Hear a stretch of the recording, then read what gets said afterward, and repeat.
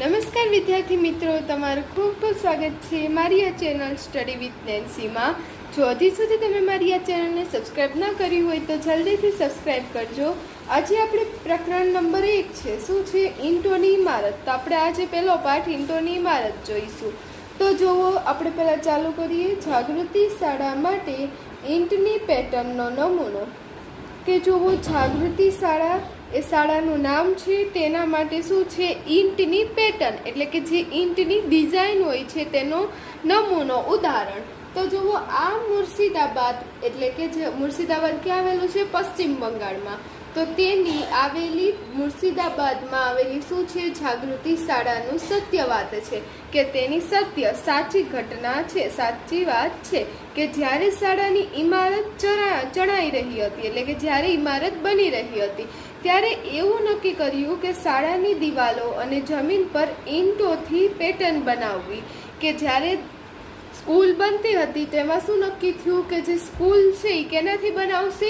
ઈંટથી. શાળાની જે બધી દિવાલ હોય તે ઈંટથી બનાવવામાં આવશે, અને નીચે જે જમીન હોય, આપણે લાદી કરીએ, એ લાદી કેનાથી બનાવશે?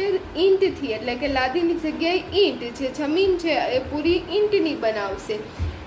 જમાલ, કાલુ અને પિયાર આ કામના કડિયા હતા. કે તેના કડિયા કોણ હતા? કે જમાલ, કાલુ અને પિયાર એ આ જે ઈંટ બનાવવાના હતા, અથવા તો આ જે ઇમારત બનાવવાના હતા એના કડિયા હતા. કડિયા કે જે ઇમારત બનાવે. તેઓએ શાળાની ઇમારત માટે નવી નવી યુક્તિઓ જોઈતી હતી. આથી તેઓ તેમના અન્ય મિત્રો સાથે લઈને મુર્શિદ કુલી ખાનનો જૂનો મકબરો જોવા ગયા. કે શું ગયા? કે એને આવી રીતે ઈંટથી જે શાળા બનાવવાની હતી તેને જોવા માટે, કે તેની પ્રેરણા લેવા માટે. આથી તેમના જે અન્ય મિત્રો સાથે તે ક્યાં ગયા? મુર્શિદાબાદ કુલી ખાનનો મકબરો, જૂનો મકબરો જોવા. તો જુઓ, અહીંયા ચિત્ર આપેલું છે મુર્શિદાબાદ કુલી ખાનનો, મુર્શિદ કુલી ખાનનો મકબરાનું. તો જુઓ, ચિત્ર આપેલું છે. આ શું છે? મકબરો છે. આ જુઓ, ઈંટનો બનેલો છે. અહીંયા જોશો કે આ ઇમારત એક મોટો માળ છે, જેમાં આશરે 2000 જેટલી ઈંટોથી સુંદર પેટર્ન છે. આશરે 300 વર્ષ પહેલા કડિયા દ્વારા આ નમૂનો તૈયાર કરવામાં આવ્યા હતા. કે આમાં એક મોટો બધો માળ છે. કેટલી? 2000 ઈંટનો બનેલો છે, એની સુંદર પેટર્નનો બનેલો છે. અને 300 વર્ષ પહેલા ક્યારે બનાવેલા હતા? કે જે આ ઈંટોથી જે પેટર્ન બનાવેલી છે, આ જે માળ બનાવેલો છે એ કેટલા વર્ષ જૂનો છે? 300 વર્ષ પહેલાનો છે.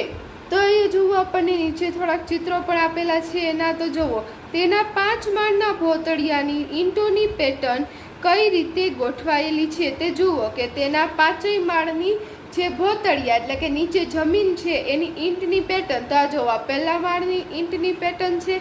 કેવી રીતે? જોવો, અહીંયા આડી ઈંટ, પછી આ ઊભી ઈંટ. કેવી રીતે? આડી બધી ઈંટોની પેટર્ન બનાવેલી છે. અલગ અલગ ઈંટોને આડી અને ઊભી વળાંકમાં મૂકીને ડિઝાઇન બનાવવામાં આવેલી છે. આ પહેલા માળની, પછી આ બીજા માળની. હવે આગળ જોઈએ. હવે જુઓ, આ ત્રીજા માળની, પછી ચોથા માળની અને 5મા માળની. 5 માળની જુઓ કેવી રીતે ઈંટોની જે ભોતળિયાની જમીનની ડિઝાઇન છે એ કેવી છે? અલગ અલગ છે. બધાને છે અલગ અલગ રીતે ઈંટને ગોઠવવામાં આવેલી છે. હવે પ્રશ્ન પૂછ્યો છે કે તમને ભોતળિયાની કઈ પેટર્ન સૌથી વધુ ગમે છે? કે તમને આમાંથી કઈ પેટર્ન સૌથી વધારે ગમે છે? આ ખાલી જગ્યામાં લખવાનું છે. તો જુઓ, મને આ 5મી પેટર્ન ગમે છે, એટલે હું 5મી પેટર્ન લખીશ. તમને જે પેટર્ન ગમે, આ 1 2 3 4 5 પાંચેય અલગ અલગ પેટર્ન આપેલી છે, એમાંથી તમને જે ડિઝાઇન ગમે એ તમારે લખવાની છે ખાલી જગ્યામાં. હવે તમે આવી પેટર્ન કઈ અન્ય જગ્યાએ જોઈ છે? તો તમારે કહેવાનું છે કે આવી ઈંટમાંથી બનેલી ડિઝાઇન, અથવા તો આવી ડિઝાઇન તમે કઈ જગ્યાએ જોઈ છે એ લખવાનું છે, અથવા કહેવાનું છે. તો આવી ડિઝાઇન આપણે મંદિરોમાં અથવા તો બીજે કોઈ જાહેર સ્થળ હોય, ફરવાનું સ્થળ હોય, ને આપણે જોતા હોઈએ છીએ. પછી જુઓ, આપેલા છે કડિયા ખૂબ જ રોમાંચિક થઈને પાછા ફર્યા. જમાલે કહ્યું, ઓહો, તે દિવસોમાં પણ તેઓએ ઈંટથી કેટલી બધી રસપ્રદ પેટર્ન બનાવેલી છે. આપણે આ જોયું કે 300 વર્ષ પહેલાંની પેટર્ન છે. તો તે સમયમાં પણ જુઓ કેવી મસ્તની પેટર્ન બનાવેલી હતી. તો આપણે એ ભૂલી જ ગયા. ચાલો આપણે આપણી શાળાની જમીન પર આવી પેટર્ન રચીએ. દરેક કડીઓ ઈંટથી અલગ અલગ પેટર્ન બનાવી શાળાને તેમની આ સુંદર ઇમારત માટે ગર્વ છે. બાળકો તેના પર હસતા રમતા અને પોતાની રીતે નવી પેટર્ન પણ બનાવતા. કે જુઓ આજે શાળાની નીચે ફોટો પણ આપેલો છે કે આ શાળામાં જુઓ બધી જ અલગ અલગ ડિઝાઇન જમીનમાં ઈંટો વડે બનાવવામાં આવેલી છે. છોકરાઓ શું કરતા એની ઉપર રમતા. હવે આગળ જોઈએ તો જુઓ એને જે લાદી ઉપર ડિઝાઇન બનાવેલી હતી જમીનમાં, એટલે કે જમીન ઉપર જે ઈંટોની ડિઝાઇન બનાવેલી છે આપેલી છે. જો આ ક ખ ગ, પછી નીચે ખ ચ છ છ જ ટ ઠ ને ડ, તો બધી અલગ અલગ ડિઝાઇન આપેલી છે. તો હવે જુઓ આગળ જોઈએ કઈ પેટર્ન વર્તુળ આકારમાં બનાવેલી છે. તો આ બધી જ પેટર્નમાંથી અહીંયા જુઓ બધી પેટર્ન આપેલી છે, એમાંથી વર્તુળ આકારમાં કઈ પેટર્ન બનાવેલી છે. તો જુઓ વર્તુળ આકારમાં કઈ છે પેટર્ન? ઠ પેટર્ન. તો શું આવશે આમાં? પહેલામાં ઠ આવશે. આ જુઓ આ બધી જુઓ અહીંયા કેવી છે? ચોરસ છે. આ પણ ચોરસ છે. આ પણ જુઓ ચોરસમાં બનાવેલી છે. આ ચોરસમાં બનાવેલી છે. પણ આ પેટર્ન તમે જોશો તો કેમાં બનાવેલી છે? વર્તુળાકારમાં બનાવેલી છે. એટલે આમાં શું આવશે? વર્તુળાકારમાં બનાવેલી પેટર્ન કઈ છે? ઠ છે. હવે જુઓ આગળ જોઈએ તો કઈ પેટર્નમાં તમે દર્પણ ચિત્ર મિરર ઇમેજ જોઈ શકો છો. લીટી દોરો. કે આપણે શું કરવાનું છે કે જેમાં આપણે મિરર ઇમેજ દર્પણ ચિત્ર જોતા હોય તેમાં લીટી કરવાની છે, કે જેમાં બંને બાજુ કેવું થાય, આપણે વચ્ચે લીટી દોરીએ, આ બાજુ પણ સરખું હોય અને આ બાજુ પણ કેવું આવે? સરખું આવે. આપણે અરીસામાં જોઈએ તો બે બાજુ કેવી લાગે? સરખી લાગે. તો જુઓ પહેલેથી બધા એની પેટર્ન જોઈએ. તો જુઓ ક કેવો આપેલો છે, તો અહીં જો સાહેબ વચ્ચેથી લીટી કરીએ તો અહીં ઉપર પણ સરખું આવશે, નીચે પણ સરખું આવશે. પછી એવી જ રીતે આડી લીટી ઊભી લીટી કરશું અહીં વચ્ચેથી તો પણ કેવી આવશે? સરખું આવશે. આ બાજુ ને આ બાજુ. હવે જુઓ આમ પણ તમે લીટી કરી શકશો અને આમ પણ લીટી કરી શકશો. એટલે આમાં 4 રીતે મિરર ઇમેજ બનશે. આ 1, પછી આમ 2, પછી આમ 3 ને પછી આમ 4. હવે એવી જ રીતે ખ છે તો ખમાં જુઓ તમે આડી કરી શકશો અને ઊભી કરી શકશો આવી રીતે. અને આમાં સાઈડમાં પણ થશે. આડી કરી શકો, ઊભી કરી શકો, આમ સાઈડમાં કરી શકો ને આમ સાઈડમાં પણ કરી શકો. હવે ગ છે તો તમે ગમાં જોશો કે એમાં આપણે આડી નહીં કરી શકીએ અને તેમજ ઊભી પણ નહીં થાય. હવે ખ જોઈએ તો ઘમાં શું આવશે? એમાં આપણે આડી કરી શકશું. તો જુઓ આને આપણે આમ આડી કરીએ તો જો ઘમાં આપણે આડી કરી શકશું? હા કરી શકશું. પછી એને ઊભી કરીએ તો ઊભી નહીં થાય. આપણે આમ ઊભી કરીએ તો અહીંયા અલગ પેટર્ન આવશે, અહીંયા અલગ પેટર્ન આવશે. એટલે ઘમાં ખાલી આડી જ થશે. હવે ચ છે તો એમાં આડી ઊભી આ રીતે અહીંયા જુઓ કેટલી પેટર્ન બનશે? 1, પછી આ 2, અહીંયા જુઓ કેટલી વાર ડિઝાઇન છે, બધી જ વાર પેટર્ન બનશે, મિરર ઇમેજ બનશે. હવે આમાં જુઓ આમ સીધી બનશે, પછી આડી બનશે અને 2 ત્રાસી બનશે. હવે પછી જ જોઈએ તો જમાં કેવી રીતે બનશે? તો તમે જમાં જોશો તો અહીંથી આડી બનશે અને અહીંથી ઊભી બનશે. તો જુઓ જમાં જોઈએ તો જમાં કેમ બનશે? અહીંથી તમે જો આડી કરશો તો આડી નહીં થાય, આમ ઊભી થશે. એટલે આમાં જમાં ઊભી થશે. હવે ટમાં તમે જોશો તો આડી થશે, ઊભી થશે, આમ 2 ત્રાસી થશે. હવે ઢમાં જુઓ તો ઢમાં શું છે? ગોળાકાર છે. એટલે ગોળાકારમાં તમે ગમે તે રીતે કરી શકો, અનંત કરી શકો. તમે ગમે એ રીતે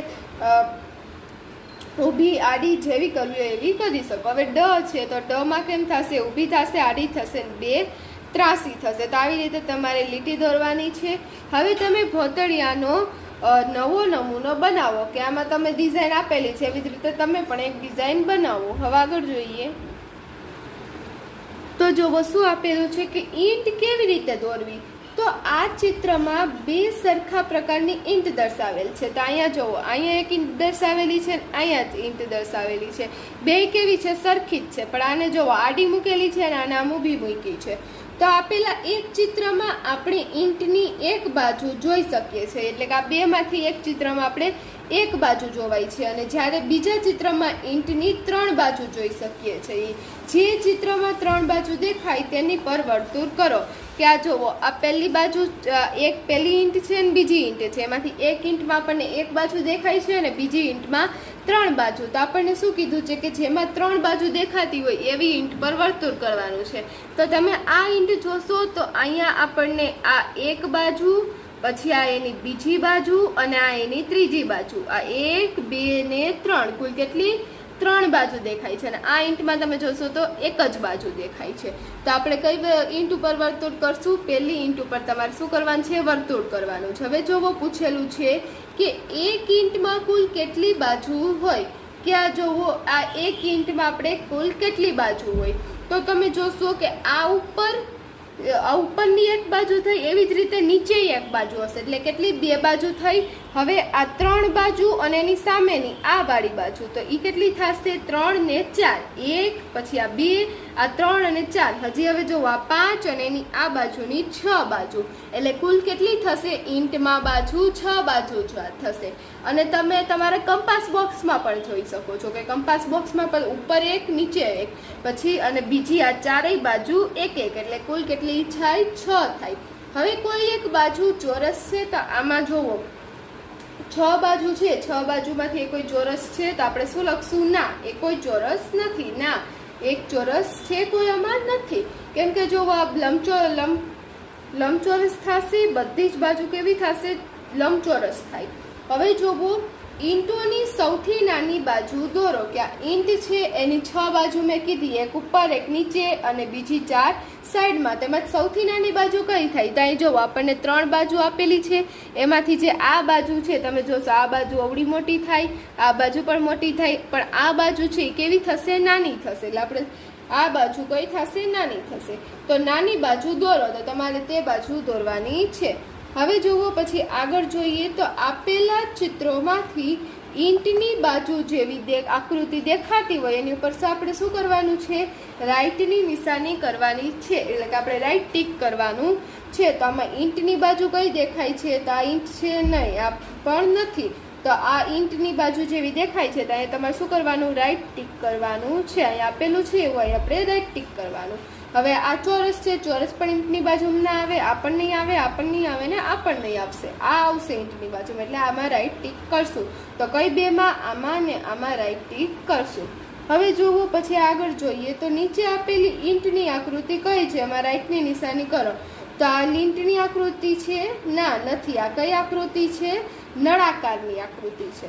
પછી આ કેની આકૃતિ છે? તો આ એક ઘન આકારની આકૃતિ છે. પછી તમે આ જોશો તો આ એક પિરામિડની આકૃતિ છે. આ લંબઘનની આકૃતિ છે અને આ કેની છે? ઘનની આકૃતિ છે. તો ઈંટની આકૃતિ કેવી હોય? લંબઘન જેવી હોય. તો આપણે આમાં શું કરશું? ટીક કરશું. ત્યાં જોવો ઉપર આપણને ઈંટ આપેલી હતી, અહીંયા જોવો ઈંટ આપેલી છે, તો આ કેવી ઈંટનો આકાર આપણે શું કહીએ? લંબઘન કહીએ. તો અહીંયા જોવો આપણને શું આપેલું છે? લંબઘન આપેલો છે. તો આપણે આમાં રાઈટ ટીક કરશું. હવે જોવો આપેલા બોક્સની 3 બાજુ દેખાય તેવી આકૃતિ દોરો, કે અહીંયા આપણે શું કરવાનું છે? કે આ કંપાસ બોક્સની 3 બાજુ દેખાય એવી આકૃતિ દોરવાની છે. તો તમારે શું કરવાનું?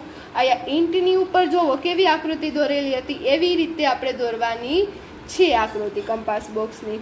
તો જોવો શું તમે ઈંટની 4 બાજુ દેખાય તેવું ચિત્ર બનાવી શકશો?